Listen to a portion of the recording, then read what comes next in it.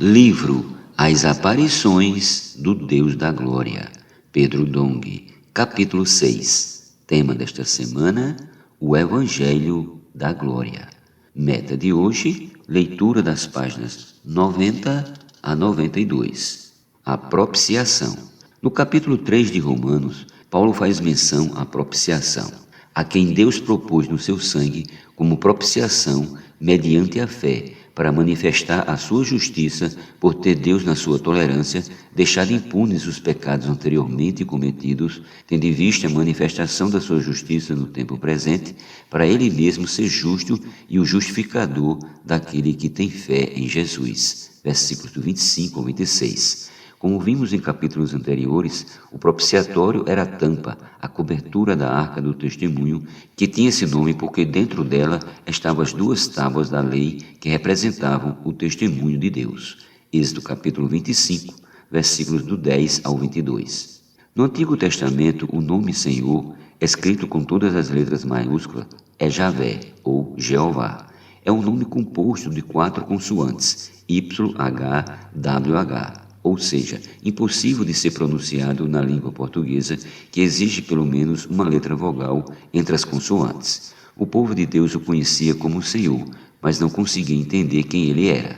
Por isso foram necessárias as duas tábuas da lei para o povo saber quem era Deus. Moisés foi a primeira pessoa a receber da parte de Deus a revelação do significado de seu nome. Disse Deus a Moisés: Eu sou o que sou. Disse mais: Assim dirás aos filhos de Israel: Eu sou, me enviou a vós outros. Êxodo 3,14. Nesse trecho, Deus deu a explicação de seu nome. Eu sou. Deus é justo, Deus é santo. Ele é justo porque tem sua justiça como fundamento sólido firme. Ele é santo porque ele é único. Além dele, não há outro. Ser santo aqui não é só no sentido moral, mas se refere ao fato de ele ser único. Anteriormente vimos com detalhes que homem algum podia se aproximar da arca porque ele era devedor da justiça, santidade e glória de Deus. No universo nada é mais firme que a base da justiça de Deus.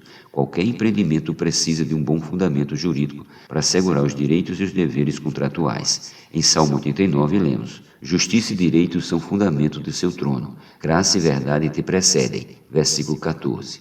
O trono de Deus é fundamentado sobre a justiça e o direito. Por esta razão, o apóstolo Paulo destacou no livro de Romanos que o Evangelho é o poder de Deus. Romanos 1,16. O Evangelho tem uma base sólida de justiça e de direito para salvar todo aquele que crê no Senhor Jesus. O poder de Deus, em primeiro lugar, está em sua justiça, não somente em fenômenos físicos. Paulo assinala complementando: Visto que a justiça de Deus se revela no Evangelho de fé em fé, como está escrito: O justo viverá por fé. Versículo 17. O Evangelho é o poder de Deus, porque a justiça de Deus se revela no Evangelho. Do contrário, esse Evangelho não teria bom fundamento. Louvado seja o Senhor, porque o Evangelho que pregamos tem como fundamento a justiça de Deus. E além da justiça, dentro da arca do testemunho, havia algo que representava a santidade de Deus. Se a justiça é a base, a santidade é a essência e o conteúdo.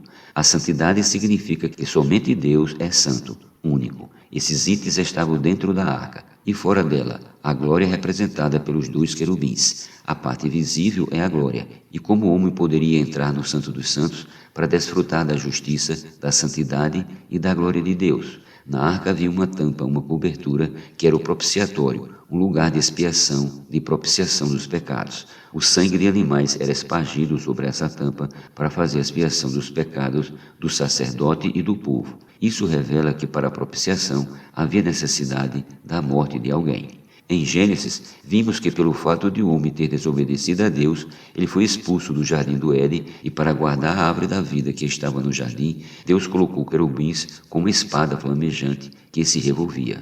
Gênesis capítulo 3, versículos do 23 ao 24. Os querubins com a espada flamejante que se revolvia representavam os querubins de justiça, santidade e glória de Deus, que a partir de então precisavam ser cumpridos pelo homem para novamente obter o acesso à árvore da vida. Que homem poderia cumprir esses requisitos?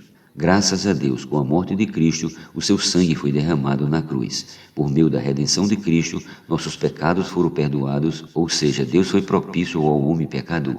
Dessa forma, a ira divina foi aplicada e o homem foi reconciliado com Deus mediante a redenção de Cristo.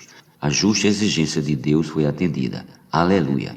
Podemos entrar no Santo dos Santos, isto é, na comunhão profunda com Deus em nosso espírito, porque o sangue de Jesus Cristo foi derramado em nosso favor.